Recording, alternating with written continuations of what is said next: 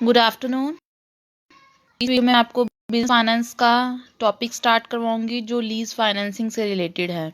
Lease financing क्या एक contract है, इस एक इम्पॉर्टेंट सोर्स है, एक कॉन्ट्रैक्ट की तरह एक इम्पॉर्टेंट सोर्स है किस चीज़ का, लॉन्ग टर्म फाइनेंस का सोर्स कह लो, या long important source of medium और लॉन्ग टर्म टाइम फाइनेंस। अगर हमें मीडियम टाइम के लिए और लॉन्ग टाइम के लिए फाइनेंस चाहिए तो हम लीज फाइनेंसिंग के थ्रू क्या कर सकते हैं, हम फाइनेंस अरेंज कर सकते हैं। इसमें 2 पार्टीज होती है, एक लेसी एक लेसर, आगे बताऊंगी। इसमें जो 1 पर्सन है जो किसी मतलब क्या है, किसी चीज का ऑनर है, give right to use of asset to another person on the basis of periodical payment. इसमें कुछ मतलब जो है किसी चीज का, मान लो लीज मेनली किस चीज की होती है, लैंड की होती है। ठीक है, लीज किस चीज की होती है, लैंड की होती है। एग्जांपल लगा लो, लीज में क्या होता है, किसी चीज का लैंड का ऑनर होता है जो वो क्या कर देता है, उस लैंड को यूज करने का राइट ऑफ यूज करने का राइट किसको दे देता है, यूज राइट किसको दे देता है, अनदर पर्सन को दे देता है। किस बेस पर, पीरियोडिक पेमेंट के बेस पर। समझ में आई, पीरियोडिक पेमेंट के बेस पर अगर कोई पर्सन जो उस लैंड का ऑनर है वो लैंड को यूज करने का राइट अनदर पर्सन को दे देता है तो वो क्या है, हमारा लीज कहलाता है। ये मीडियम टर्म भी हो सकता है, लॉन्ग टाइम के लिए भी हो सकता है। The periodic payment by lease to lessee is called lease rent. जो ये पीरियोडिक पेमेंट होती है ना, उसको क्या बोला जाता है, लीज रेंट बोला जाता है। एक स्टोरी की तरह समझना, लैंड का ऑनर उसको क्या दे देता है, लीज पर दे देता है। लीज का मतलब क्या है, यूज, लैंड को यूज करने का राइट किसी अदर पर्सन को पीरियोडिक पेमेंट के बेस पर। इसी पीरियोडिक पेमेंट को लीज रेंट बोला जाता है। ठीक है। Only right given not transfer ownership. सिर्फ यूज करने का राइट दिया जाएगा, ऑनरशिप नहीं ट्रांसफर की जाती। जैसे आपको मैं एक मतलब सिंपल लैंग्वेज में बोल दूं कि जैसे कईयों के पास अपनी लैंड नहीं होती क्रॉप्स को कल्टीवेट करने के लिए, फसलों को उगाने के लिए। उस सिचुएशन पर हम पट्टे पर ले लेते हैं ना लैंड, किसी किराए पे ले लेते हैं, लैंड रेंट पे ले लेते हैं। जब हम अगर जैसे देखो, मैं एक छोटा सा एग्जाम्पल बताती हूँ कि अगर छोटी चीज है ना तो हम उसको रेंट पे लेंगे। जैसे लोग रेंट के हाउसेस में रहते हैं, प्लॉट या कोई भी प्लॉट ले लिया जहाँ पर छोटी सी इंडस्ट्री लगानी है। अगर वो चीज़ बड़ी है ना तो वो रेंट की जगह पर उसके लिए क्या यूज़ होगा, लीज यूज़ होगा। समझ में आई बात। इसमें ऑनरशिप नहीं ट्रांसफर की जाती, बस यूज करने का राइट दिया जाता है। और जैसे ही लीज का पीरियड एक टाइम पीरियड के लिए होता है, और जैसे लीज का एंड टाइम हो जाता है कॉन्ट्रैक्ट का, उसी टाइम पर जिस पर्सन ने लिया होता है वो उस लैंड को, ऑनर को वापस कर देता है। ठीक है।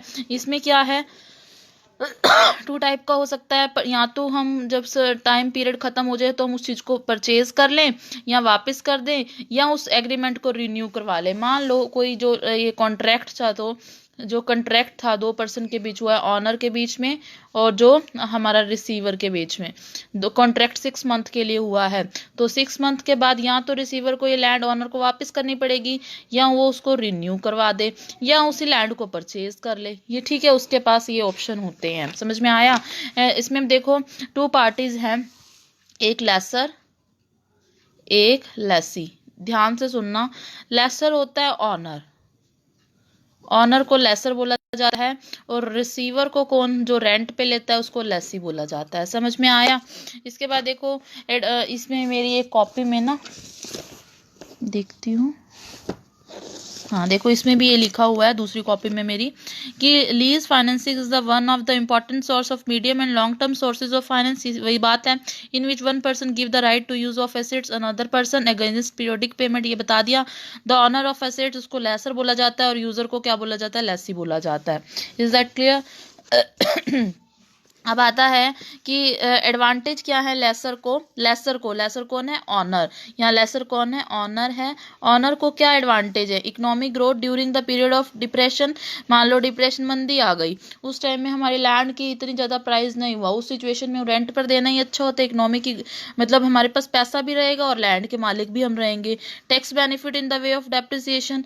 अगर हमने कोई इक्विपमेंट लैंड उस पर लीज पर दिया है, जो भी डेप्रिसिएशन वगैरह होता है वो टैक्स टैक्स एग्जम्प्ट होता है, उस पर टैक्स नहीं देना पड़ता, उस रिगार्ड में हमें टैक्स की एग्जम्पशन भी मिल जाती है।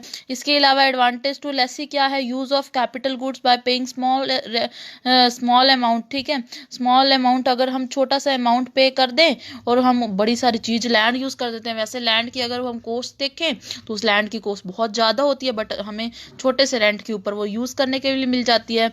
नो इफेक्ट ऑन डेप्ट इक्विटी रेशो, हमें ना कोई डेप्ट इशू करने की जरूरत है, ना इक्विटी इशू करने की जरूरत है, हम सिर्फ नॉर्मल सा रेंट देकर उसको यूज कर सकते हैं। इन्फ्लेशन में यूजफुल, इन्फ्लेशन महंगाई में जब हमारे लिए पॉसिबल नहीं है लैंड, तो हम रेंट पे ले लें उस चीज को। डिसएडवांटेज क्या है लेसर को, इन्फ्लेशन के केस में नॉट प्रॉफिटेबल, अगर महंगाई है अगर रेंट देंगे तो रेंट का अमाउंट तो फिक्स होता है ना, बट अगर वही चीज अगर हम बेच देंगे तो हमें कितना ज्यादा कैपिटल मार्जिन हो जाएगा, तो इसको इन्फ्लेशन के केस में वो सही नहीं है।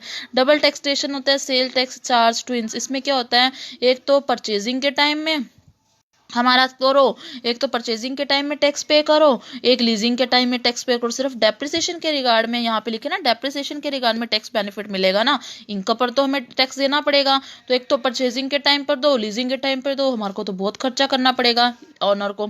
Competition and maintenance cost high, कई लोग जैसे कहते हैं ना हाउसेज रेंट पे देते हैं तो लोग तोड़ फोड़ जाते हैं सारा सामान, क्योंकि उनके पास उनकी अपनी तो जगह है नहीं कि वो उसको मेंटेन करके रखे, तो उस लैंड की कॉस्ट को मेंटेन करना भी ऑनर की जिम्मेदारी होती है कई कुछ केसेस में, तो वो बहुत उसके लिए एक बर्डन बन जाता है।